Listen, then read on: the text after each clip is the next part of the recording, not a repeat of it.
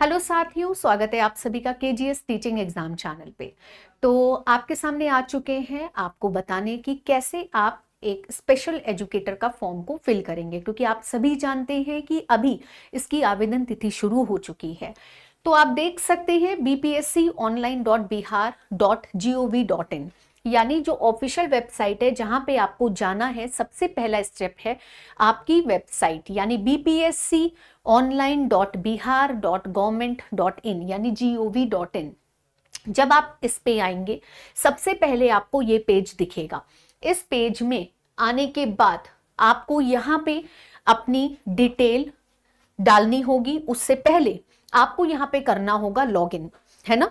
सबसे पहले लॉगिन करना होगा। सबसे बेस्ट पार्ट अब इस वेबसाइट की क्या है कि यहाँ पे जो डिटेल अभी आप डालेंगे ये फ्यूचर के लिए भी अब आपकी सेव रहेगी। यहाँ पे प्रॉपर आपके आइडेंटिफिकेशन कार्ड के साथ जो भी आप आईडी कार्ड, वैसे तो यहाँ पे आधार बोला गया है, यूज करते हैं तो आपकी डिटेल फॉर फ्यूचर प्रोस्पेक्ट के लिए भी यहाँ पे सेव हो जाएगी।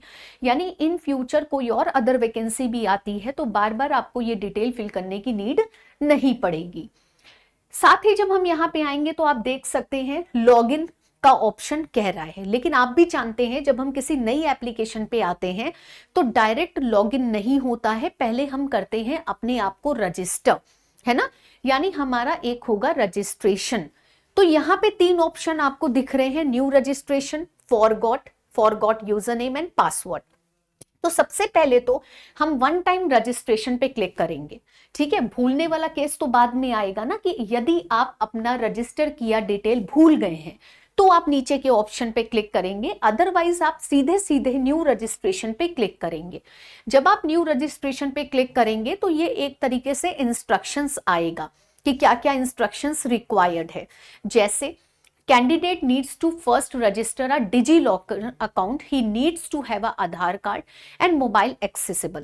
आपको बताना चाहेंगे कि एक चीज का ध्यान रखिएगा कि आपका जब आप यहाँ फॉर्म के लिए अप्लाई करेंगे, आपका डिजी लॉकर पे भी अप्लाई होना चाहिए। मतलब डिजी लॉकर भी एक एप्लीकेशन है जिसमें हमारी डिटेल रहती है। हम आपको दिखाना चाहेंगे। डिजी लॉकर जो है कुछ इस प्रकार से दिखेगा आपको, government of India DigiLocker, जहां पे आप अपने मोबाइल नंबर से डिजी लॉकर में लॉगिन कर सकते हैं। ठीक है, तो ये लॉगिन होना जरूरी है। डिजी लॉकर का जो आपका मोबाइल नंबर होता है वही मोबाइल नंबर आपको यहाँ पे भी यूज करना है जो आधार से लिंक होगा। तो ऐसे ही डिजी लॉकर में भी आपकी इंफॉर्मेशन होगी जो कि सिमिलर चेक हो जाएगी, वहां से वेरीफाई हो जाएगी। ठीक है, जब हम यहाँ पे आएंगे तो first step of registration, second step of registration, third step of registration, ऐसे करके इन्होंने 9 स्टेप बोले हैं। तो आप जब पहले पेज पे आएंगे तो आपको दिखेगा कि वन टाइम रजिस्ट्रेशन में आपको ईमेल आईडी डालनी है और फिर enter OTP received on email, यानी ईमेल पे ही ओटीपी आएगा। हो सकता है ईमेल के इनबॉक्स पे ना आकर के स्पैम में भी जा सकता है। आपके जब आप जीमेल खोलते हैं तो उसमें बहुत ऑप्शंस आते हैं, जैसे ऑल इंपॉर्टेंट, इनबॉक्स हो गया, ट्रैश हो गया। ठीक है, तो वहां पे स्पैम का एक ऑप्शन आता है। तो कई बार हमारे जो मेल होते हैं वो स्पैम में चले जाते हैं, तो उसको भी आप एक बार क्या करिएगा, चेक कर लीजिएगा। फिर आपको डालना है मोबाइल नंबर। मोबाइल नंबर वो डालना है जो आपके आधार से लिंक होगा, ध्यान से समझिएगा। और फिर आपको क्या करना है, ओटीपी डालना है जो आपके मोबाइल नंबर पे आएगा। इसके बाद आपको पासवर्ड बनाना है। तो पासवर्ड जब आप बनाएंगे तो कोशिश किया करिए पासवर्ड में एक कैपिटल लेटर। अगर आप ध्यान दीजिए पासवर्ड में क्या कह रहा है कि create a strong alpha numeric password if possible with a special character, right the same password on the confirm. कहने का मतलब ये है, लाइक फॉर एग्जांपल मैं बनाना चाहती हूं पासवर्ड, तो मैंने लिखा कैपिटल के खान। ठीक है, खान लिखा। ठीक है, उसके बाद मैंने 2612 हैश लिख दिया। यानी आपका अल्फाबेट भी होना चाहिए, न्यूमरिक भी होना चाहिए, और साथ ही साथ एक स्पेशल कैरेक्टर होना चाहिए। या तो @ लगा दो, या तो हैश लगा दो, या तो डॉलर लगा दो, तो वो एक स्ट्रॉन्ग पासवर्ड माना जाता है। पर कहीं लिख लीजिएगा कि कहीं आप ही ना भूल जाए। ठीक है, तो आपने क्या किया, पासवर्ड कंफर्म 2 बार डाला, इधर भी डाला, फिर आपने अपना नाम डाला, फिर अपना नाम फिर से डाला, आपने परीक्षार्थी का नाम सत्यापित करें, फिर आपने फादर्स नेम डाला, अगेन आप क्या करेंगे, परीक्षार्थी के पिता का नाम सत्यापित करें। ठीक है, तो एप्लीकेंट को क्या करना है, अपना नाम यानी 10वीं मार्कशीट के अकॉर्डिंग पूरा लिखना होगा, फिर उसी नाम को दोबारा से भरना है। ठीक है, मतलब नाम चेंज ना हो, दोनों नाम लिखने हैं। 5th स्टेप में आप देख सकते हैं कि आपको अपने मदर और फादर का नाम लिखना है, जो कि मैंने बताया, मम्मी, माताजी का और पिताजी का।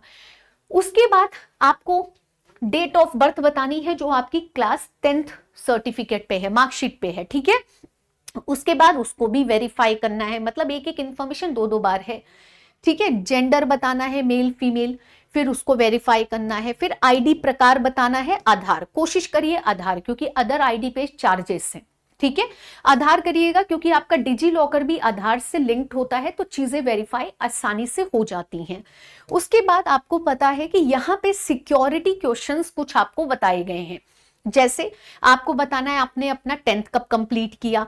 ठीक है, आपके बोर्ड का नाम क्या है 10th का, आपका रोल नंबर क्या था, आपने 12th कब किया, आपका ब्लड ग्रुप क्या है, कौन आपके फेवरेट स्पोर्ट्स पर्सन है। ये सिक्योरिटी रीजन के सवाल होते हैं, जो कभी कभी, जैसे कभी हम पासवर्ड भूल जाएं या कुछ, तो ये सवालों के आंसर हमसे क्रॉस चेक करे जा सकते हैं और हमारी फिर इंफॉर्मेशन वैलिड हो जाती है। ठीक है, फिर आपको आई अग्री पे टिक लगाना है और रजिस्टर पे क्लिक करना है। ध्यान से समझिएगा। ठीक है, तो यानी हमने क्या किया, हमने सबसे पहले क्या किया, हमें करना है सबसे पहले यूआरएल पे लिंक पे क्लिक करना है, न्यू यूजर रजिस्ट्रेशन पे, और न्यू यूजर रजिस्ट्रेशन पे क्लिक करने के बाद हम ये सारी डिटेल भरेंगे।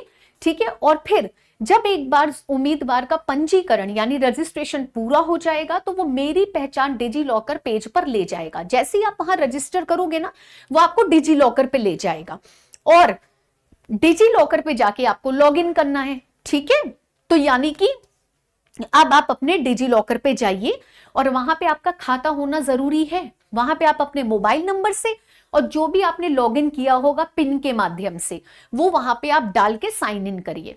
अब मान लीजिए आप डिजी लॉकर का भी पासवर्ड भूल गए हैं, तो उसमें भी ऑप्शन आता है फॉरगेट का, तो वो भी आपके मोबाइल पे ओटीपी भेज देता है। ठीक है, ध्यान दीजिएगा। अगर खाता नहीं है तो फिर आप साइन अप करिएगा, जैसे आपने यहां पे किया। ठीक है, तो इसीलिए ध्यान रखिएगा, आपका जो मोबाइल नंबर है वो यहां बहुत इंपॉर्टेंट है, जो कि आधार से लिंक होगा और आधार के लिए ही वैलिड होगा। वही मोबाइल नंबर आपको यहां पे भी फिल करना होगा। ठीक है, उसके बाद आपको पता है आपको क्या करना है। जैसे ही सारा प्रोसेस हो जाएगा, डिजी लॉकर के आप होम पेज पे जाएंगे, अपने आधार कार्ड को देख सकते हैं और अपने बाएं ड्राइव पर अगर क्लिक करेंगे तो वहां पे आप सभी दस्तावेज को अपलोड कर सकते हैं। जब भी आवश्यकता हो इसे डिजी लॉकर ड्राइव से प्राप्त कर सकते हैं। एक्चुअल में कहने का मतलब ये है, डिजी लॉकर एक ऐसी एप्लीकेशन है जहां हमारे सारे सर्टिफिकेट सेफ रहते हैं। अगर हम आधार से लिंक कर देंगे अपनी डिटेल, अपने बोर्ड एग्जाम की डिटेल से, हम सारी मार्कशीट सर्टिफिकेट को वहां सेव कर सकते हैं और सीधे वहां से ये पकड़ लेगा। ठीक है, तो यदि आवेदक डिजी लॉकर के पोर्टल के माध्यम से प्रोसीड नहीं करना चाहता है, तो फिर वो ऑनलाइन एप्लीकेशन का पोर्टल खुल जाएगा, वहां पे भी एनरोल कर सकते हैं।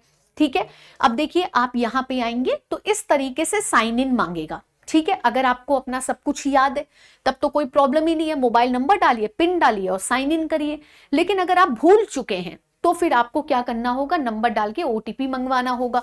ठीक है, अब आपको क्या करना है आगे, अब प्रोफाइल को आपको बनाना है। यानी जैसे ही आप ये सारी चीजें कर लेंगे, रजिस्ट्रेशन आपका एप्लीकेशन पे हो जाएगा, तब आपकी बारी आएगी प्रोफाइल निर्माण की। तो यानी अब आपको यहाँ पर्सनल जानकारी भरनी होगी। ठीक है, जो भी आवश्यक जानकारी है वो आप यहाँ भरेंगे। आप देख सकते हैं कि बिहार लोक सेवा आयोग, ये वही पेज है जहां पे नंबर 1 पे हम गए थे। आपके पास ऑप्शन आ जाएगा home, profile creation, new application, my account, correspondence, log out. आप यहाँ पे आएंगे, स्टेप 1 में अपनी डिटेल भरेंगे। आप यहाँ पे देखेंगे इंग्लिश और हिंदी दोनों में नाम आप भरेंगे अपना, और साथ ही साथ डेट ऑफ बर्थ, फिर आपका जेंडर, फिर पिताजी का नाम, माताजी का नाम, मैरिटल स्टेटस, फिर आधार कार्ड। ठीक है, और आइडेंटिफिकेशन मार्क यानी कोई पहचान, जैसे मेरे गले में तिल है तो मैंने लिख दिया मोल ऑन माई नेक। कोई पहचान, आइडेंटिफिकेशन मार्क का मतलब होता है कोई पहचान। Are you a citizen of India? Yes, क्योंकि हम इंडिया से हैं भाई, ठीक है, समझ में आई बात। फिर धीमे धीमे क्या करना है, फिर एक्स सर्विसमैन अगर है, एनसीसी, गवर्नमेंट एम्प्लॉय, जो भी है वो डिटेल आपको सेव करनी होगी। उसके बाद आप क्या करेंगे, नंबर 2 पे आएंगे जो कि एड्रेस इंफॉर्मेशन है। यानी यहां पे आने के बाद अपना परमानेंट एड्रेस आप डालेंगे, ठीक है, आप पूरी एड्रेस इंफॉर्मेशन अपनी यहाँ पे फिल करेंगे। एक आपका स्थायी पता है, एक करस्पॉन्डेंस पता है, अगर दोनों सेम है तो सेम एज अबव वाले डब्बे पे क्लिक कर दीजिएगा जो बॉक्स है, ठीक है। स्टेप 3 पे है अदर इंफॉर्मेशन। अदर इंफॉर्मेशन में जैसे detail of court proceeding, criminal actions pending against you, अगर है तो उसके अकॉर्डिंग यस नो में आपको रिप्लाई करना है, ठीक है। या आप कभी ब्लैक लिस्ट हुए हैं तो वो बताना है कब से कब तक, ठीक है। आपको कोई प्राइज, मेडल, स्कॉलरशिप मिले हैं तो वो बताने हैं स्पोर्ट्स में, ठीक है, या डिस्टिंक्शन लीडरशिप में, या अदर एक्स्ट्रा करिकुलर एक्टिविटीज में। फिर चौथा है क्वालिफिकेशन इंफॉर्मेशन, यानी चौथा ऑप्शन होगा चरण 4 योग्यता विवरण। इसमें आपको सारी चीजें भरनी इंपॉर्टेंट है भाई, है ना।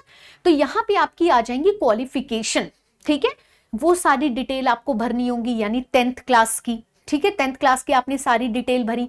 यहाँ पे जनरली आपको अपनी क्वालिफिकेशन डालनी है कि आपने क्या कर रखा है, कब किया है, ठीक है, और कहते हैं ना मतलब क्या स्टेटस है, कौन सी यूनिवर्सिटी है, कब पास किया है, कौन से सब्जेक्ट कंपलसरी थे, तो ये यहाँ पे आप डिटेल डालेंगे। नंबर 5 में है अनुभव, एक्सपीरियंस इंफॉर्मेशन, है ना, कि जहां पे आपने पहले कभी नौकरी की हो तो वो इंफॉर्मेशन आप यहाँ भर सकते हैं, आप डाल सकते हैं, ठीक है।